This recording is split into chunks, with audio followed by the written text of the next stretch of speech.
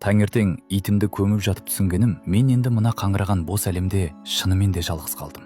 Босыннан айырылғаныма әлі де сене алмай, көзіңнен еріксіз жас ағуда. Не істерімді білмей, жабырқаулы күйде дүкенге барып, сол жерде тұрған манекенге мұңымды айтпақ болдым. Бірақ ол да үнсіз. Бәрінен түміліп, итім үшін кек аламын деп шештім де. Түн ортасында қаланың қақ ортасына барып, өріп жүрген мутанттарды көлікпен қағып өлтірмек болдым. Дегенмен олар тым көп еді. Құбыжықтар менің көлігімді аударып тастады. Ауыр соққылардан басым айналып, көзім қарауытып бара жатты. Көп ұзамай мутанттардың басшысы альфа-мутант пайда болды. Мені енді өлтірейін деп жатқанда, кенет сырттан өте күшті ультракүбін жарық шашылып, оны қуып жіберді. Есімді жисам, өз пәтерімдегі диванда жатыр екенмін. Аяғымдағы жарам тігілген. Теледидарда Шрек мультфильмі көрсетілуде. Бір кезде ас бөлмеден ыдыс-аяқтың сылдыры естілді. Дереу қолыма тапаншамды алып, үйіме шақыртусыз келген қонақ кім екенін тексермек болдым. Қарасам, үйімде бейтаныс әйел мен баласы таңғы ас ішейін деп жатыр екен. Олар өздерін Анна және Итан деп таныстырды. Мен жай ғана тапаншамды сөренің үстіне қойып, үстел басына жайғастым. Мен итімнің қаза болғанын да, ұзақ жылдардан кейін ақыры басқа адамдарды кездестіргенімді де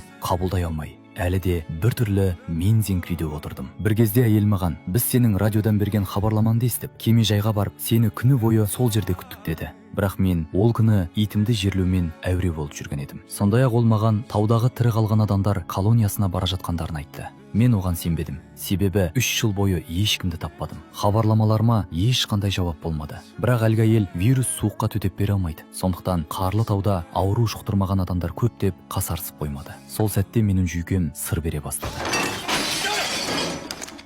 Everybody's dead. Everybody is dead.